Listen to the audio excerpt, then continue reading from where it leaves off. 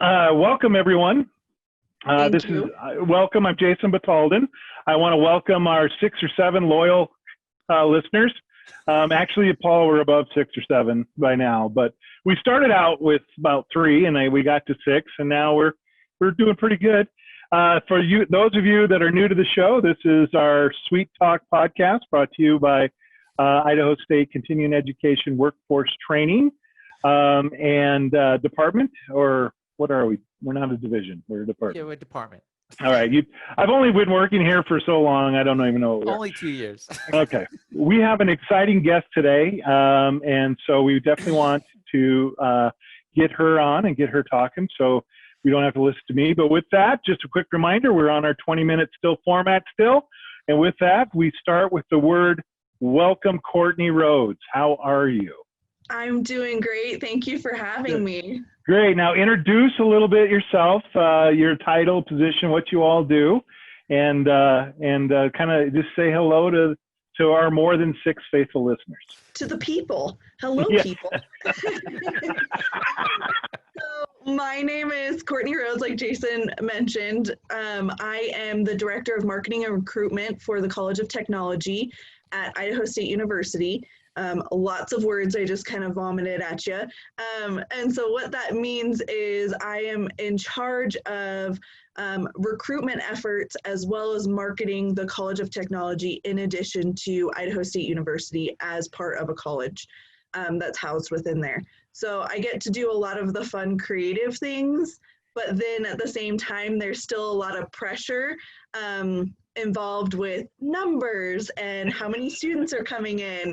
So it's a kind of double-edged sword of you get to be fun and creative, but if your fun and creative isn't bringing in those numbers, then you kind of got to reevaluate there. So you got to be a different type of fun and creative then. Yes, exactly, exactly. So you gotta, that's the reality I feel like of when you grow up is, oh, I want to do this, that, or the other. And then you finally get there and you're like, oh, I have to also pay bills and I also have to do these things.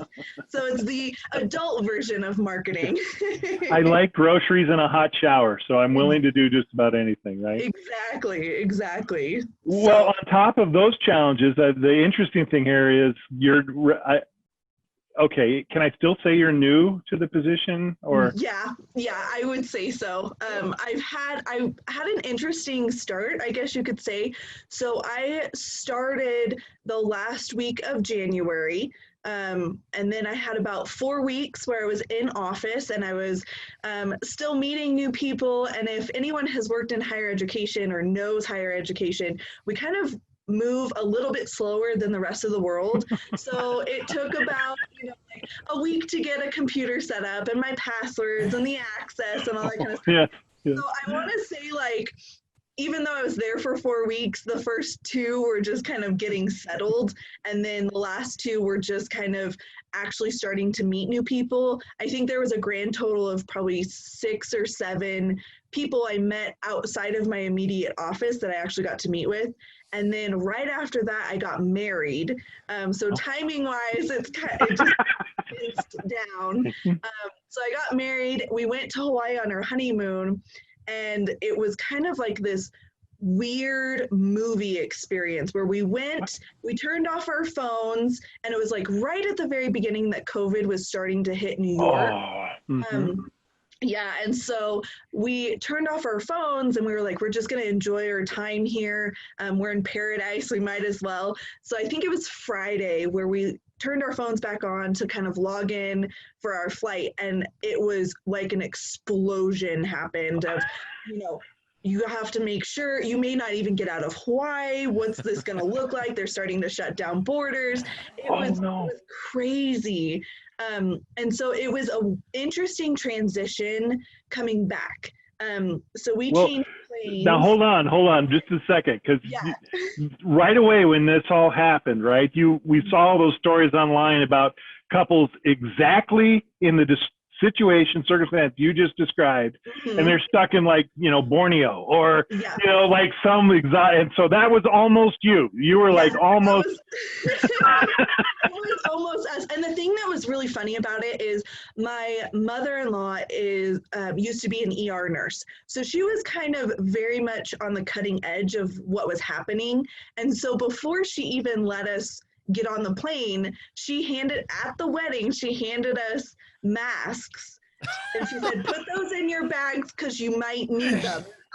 I looked at my husband and I was like, this is so weird. And then what's even funnier is my dad texted me before we got on our plane and said, and he's a germaphobe and a clean freak. So he's like, you need to make sure you get disinfectant wipes. And this is his normal kind of routine that he does to make sure to wipe things down. Right.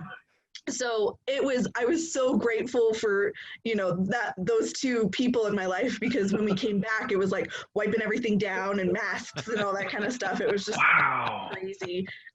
But what was weird was the transition. So we changed planes in California in the Sacramento airport. And so that's where my parents are from. And so we stayed overnight. So we flew from Kauai into Sacramento, and nobody on the flight was wearing masks, just because like we're on an island, we really haven't been exposed. And so no one was wearing masks. But when we landed in the Sacramento airport, which is a very busy airport, and we weren't landing super late, I think we got there around 6 p.m. The airport was empty. Like empty, and I'd never seen it like that before. And I was like, this is really weird.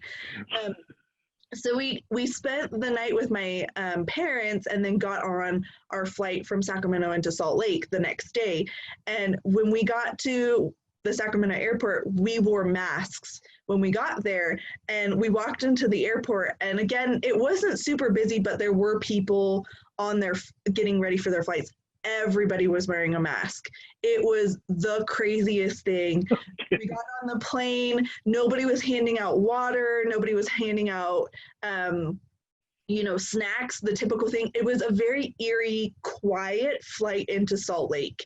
Yeah, it was very odd. And then so we drove back up to Idaho Falls, and before we even walked in the door, my mother was like, okay, you need to take your shoes off outside. We're going to wipe down your suitcases. So it was like stepping into a movie almost, of kind of craziness.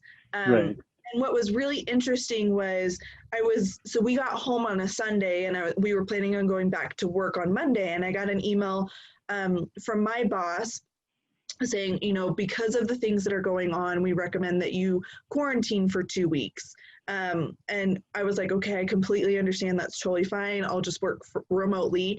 And about 3 days into the quarantine is when Idaho State was like, okay, we're sending everybody home. And I was like, oh, this is very odd. So it was a drastic change. Not only did I just move states, move in, to a new job, get married, and then I came back into pandemic central, and then I was working remotely, and so I will say it's been a roller coaster.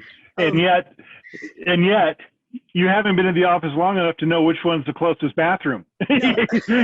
You know what I mean? Which is the bathroom I want to use? That's an important thing. The thing too that's really trippy is we're up in the Eames building, which is undergoing this massive construction project. And so when I went up there, about 3 weeks into quarantine, because I had to go pick up my computer for work, because I was working on my personal laptop, and they don't recommend that.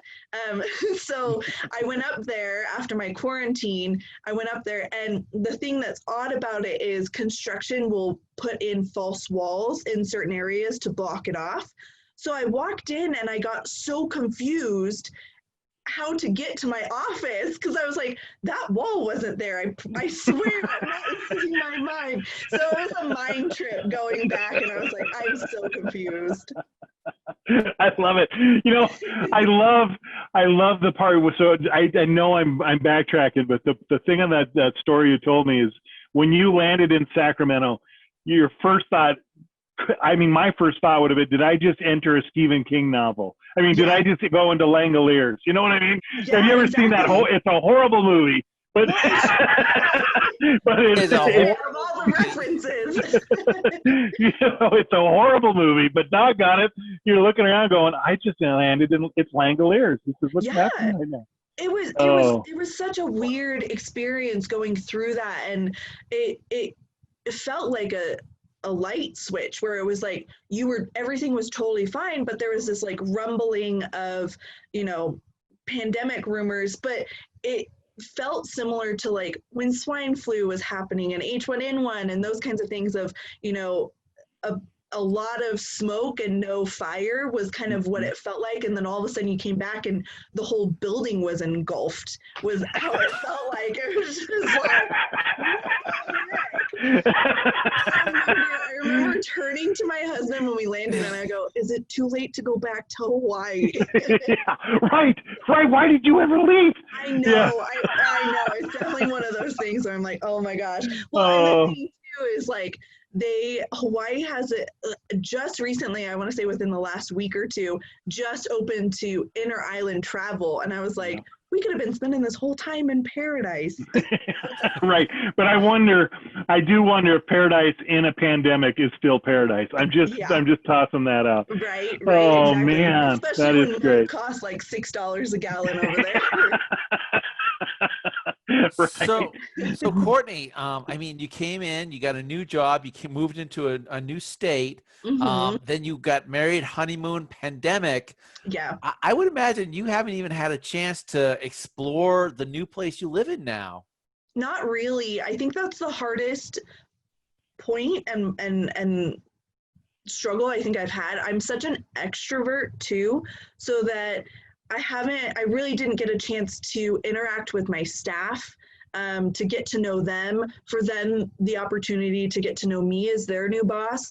And then I think the thing too about exploring the new state that you're in, or even the new city that you're in, is being able to interact with people and understand the dynamic that happens. Because I'm originally from California, but for the past 5 years, I was in Texas. I was working at Texas A&M. And so the atmosphere, the people are very, very different than Idaho. And so it was very strange sometimes when I would be on these Zoom meetings and I would make a joke and no one would laugh. And I'm like, wrong crowd, I guess. So you gotta know your audience. You gotta know your audience. So Courtney, I'm originally from the East Coast, from Massachusetts, and I moved here about 13 years ago. And so yes, this whole thing is you move across the country, you sit down and you have certain, phrases or, things that you say on a normal basis, and it just goes on deaf ears, or people just look at you going, I have no idea what you're talking about. Exactly. And it was funny because the big thing at Texas A&M is when you introduce yourself or you say hi, it's howdy. So when those first Zooms started, they would introduce me and I'm like, howdy, I'm Courtney. And everyone just kind of look at me like, what? Yeah, I'm from the East Coast. We're actually way more reserved. Hello, nice to meet you. Yeah, exactly. exactly. So it's definitely been an interesting experience. I think the other thing too that I still a little bit is there's things like when you ask me where I live and you're like, are you on the west or the east side? And I'm like, I don't know. I just haven't left my house. So that's as far as I've gotten. Well, and the thing too that's really sad is I still ask my husband for directions to like the grocery store because I don't know where I'm going, and the street names are all different, and this grid system is new. I know it is. So Courtney, is your husband from Idaho? Yes. So he born and raised in Idaho Falls. So I get a little bit of insight there, but most of the time, like when we were dating, he would say things and I'm like, that's so weird. That's so odd. Why would you say, those kind of viewpoints? And then now that there's a little more where I'm interacting with people, I'm like, Oh, I get it now. You got a context. Now it makes sense. I could put it into the whole bigger picture. Yeah, Right on. exactly. All right. So Courtney, So, a story. sorry, Paul, I got to ask real quick. She brought it up. Your husband, is he IF or Skyline? IF. Okay, all right. I don't know what that means, but hopefully it's not something bad. In a couple years, you will, so. So Courtney, story when I first moved here, Yeah. I'm driving along the highway and, we're driving along and I look over and there's like lots of open space, which is not common. And I go, what town is that? And the person goes, oh, that's Bannock County land. I go, oh, no, but what town is it? It's Bannock County land. No, I know it's in Bannock County, but what town is it? And I never understood this whole concept of there's areas in the state that are not in a town. Yes. Yeah. Well, and the thing that just blows my mind, and I see it and I hear it from everyone, which is just so funny to me, is the license plates. Well, like you have the beginning part, like 4B or whatever it may be, and my husband will say, oh, they're from so and so, that's why they drive that way, and I'm like, what? Yep. Yeah. We got it. Isn't that weird? It's weird. So funny. Right where someone is. I do it too. You drive down the road, someone flies by, you go, they're either from one or two places, and sure enough, right away. Yeah. I know where they're at. I got it now. So. And the thing too that cracks me up is I'm like, how do you remember all of these things? Like, I couldn't remember, which light to turn at to get to the grocery store, and all the counties. I'm like, I don't understand. Well, in fourth grade, they do get to sing a song. I think it's fourth grade. They do Idaho history, and they got a little song they sing. Oh, okay. Yeah, I don't know if they do it anymore. All my kids sing the song. That's any good. So with this whole transition, Courtney, as you, I'm thinking of great titles, right? New state, new job, new marriage, pandemic. All of a sudden, completely all this change. You're now, we're into sort of, I don't like calling it the new normal, but it is our reality, right? And it looks different than it did 3 months ago. So how's that working? And what are you working on, and what are you seeing just as the College of Tech, as we're all kind of wrestling down this whole dynamic of what this means? How do you feel like we're going? How's the College of Tech working in that way? Good? Bad? Good. Well, I think the struggle with across the board. So I've been lucky enough to work at 2 different universities prior to this position in 2 different states. So I was at UC Davis in California before I moved to Texas A&M University, and then I was there, and now I'm here. So I still have contacts and people that I interact with on the regular basis, and it's really interesting how it's almost boiling down to each university is taking on a different avenue and what they're going to do. And you see that even in Idaho in general. So Boise is talking about doing a mix online, in person, a hybrid kind of situation of what they're doing for their students.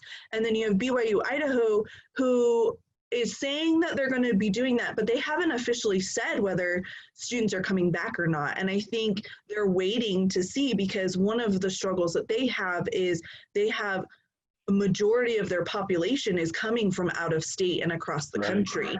And so they have to take that into consideration. And then you have Idaho State, which we were one of the first universities in the state that said, no, we're coming back in the fall and we're doing in person. But that new normal is going to look very, very different in the sense of spacing, social distancing, and relying on our students to be responsible and using the face coverings that the university is providing, and making sure they're not exposing themselves, because when you get these high concentrations of people, it spreads pretty quickly. And that's just the reality of it. And it's going to be really interesting to see what the fall brings, because this will be the first time that we have had a large concentration of people in one area. I mean, we haven't had concerts, we haven't had any of those things yet since January, February. Right. So this will really tell kind of what it will bring for the fall, because a lot of people are worried about we're having more cases and those kinds of things. So I think it's just, a partnership between the students and the university in terms of the university taking responsibility, but also relying upon the students to be responsible as well. And, hand washing, face coverings, those kinds of things. Well, and the other reality of that too is just, the reality is the university still is providing necessary, training and instruction. It has to happen, right? Yeah. What is happening, what the College to Tech provides, students need, and they need them to go on to those, you just can't put things on hold. And so, that's commendable. That's impressive. Yeah. And the university has been really flexible and receptive to our needs, because the College of Technology is a little bit different than some of the other colleges, in the sense that our programs require a specific number of lab hours of hands-on work in order to get certified. And so that was the biggest concern that our students had in, going into the spring was, well, what about all my lab hours? Like, I can't go into the workforce without my certification and these hours that are required. And so they've been very, very accommodating. And in a sense, we've kind of been the guinea pig a little bit in terms of how this is going to look in the fall, because we do have students who are on campus now that are currently trying to finish these lab hours and graduate and get out because they couldn't do it in the spring. And so it's definitely been a learning curve, not only for our college, but for the university as well. And I think that's helped a lot in the planning for the fall and what that looks like.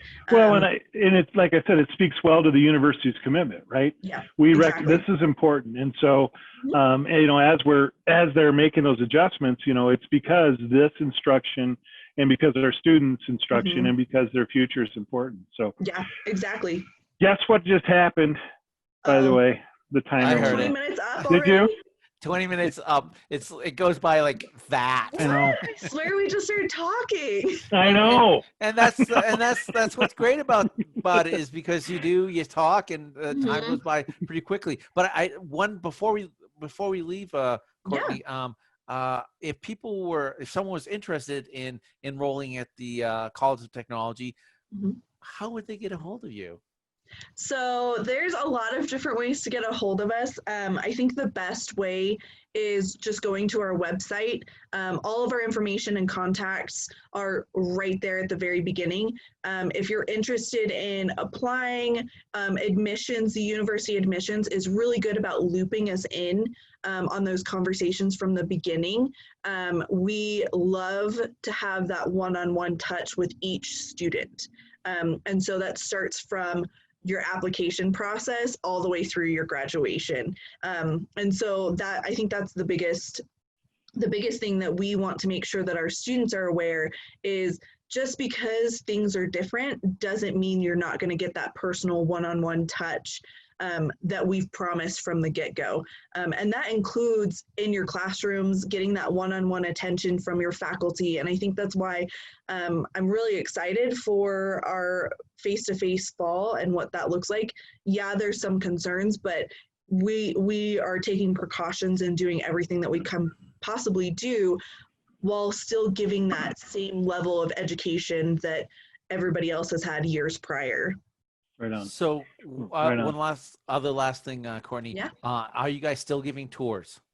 Yes. So that is something that we are continuing to do. It was a new, we did stop for a little while. However, admissions on June 15th made that decision.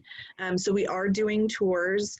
The only thing that we do require is that you do wear face masks. I know it's a heated topic and it's sensitive and a lot of people don't want to do that. The only problem is we are putting a lot of expectations on our students who are currently in our classrooms and our faculty members who are currently in the classroom right now. And it just doesn't seem right or fair to walk people through those programs and interact with our faculty and staff who are there, and someone not wearing a mask. It's safety precautions. It's it's being a responsible person. And so that's just the expectation we have, just because it's not fair to those who are there. They're doing their part, and so we need others who are visiting to do theirs as well. Well, I always say that our students are very important. I mean, the university wouldn't exist without the students, the college, and we want to keep our students safe. Yep, absolutely. Yep. And they're in a vulnerable position too, because it's not like they get a choice about whether or not they can be in the classroom when we come and do tours. So it's just kind of that respect and boundaries situation. And we've actually had a few tours already, I think 4 or 5 come through, and they've all worn masks, and it's been a really good experience. They've gotten a chance to get up and close to the equipment, those kinds of things. And unfortunately, if you're not, using your face coverings and being responsible, it makes it a little more difficult. And then the work on our part of having to sanitize everything down afterwards and, those kinds of things. So. Well, cool. Courtney, I got to tell you, this was fun. I appreciate it. We can have you back on the show technically, right? Yes. Okay. All right. It wasn't a horrible experience, I guess is what I was saying. No, okay. So we can have her back on, and let's hope I want to hear more just about your transition. Kudos to you. Thank you. You're laughing about it. I'm not sure if myself would come through the experiences you described and not try to find a corner and curl up and cry for a couple days. So that's pretty incredible. Definitely been those days, but I try. I mean, it's the situation that I'm in, so it's like you can either laugh about it or cry about it, and so I've kind of done a blend of both. Very good, very good. All right, we'll go ahead and sign off. And Paul, don't forget to stop recording before. Anyway. Yeah. No, I've messed this up 9 times. Wait, Justin, you want to do your exit? I do. Yeah, Paul, I want to do my exit. My exit is real simple. First of all, thank you all for listening to the show. If you have any questions, contact us on cetrain.isu.edu. That's cetrain.isu.edu. Courtney, we thank you for having on the show. Paul, as always, thank you for making sure we got excellent quality technical support and insight. And please be sure to check us out and check out our past podcast. I better get off before I cuss. So anyway. Thank you so much, Courtney. Thank you, Courtney. Thank you so much. It was a pleasure. Okay.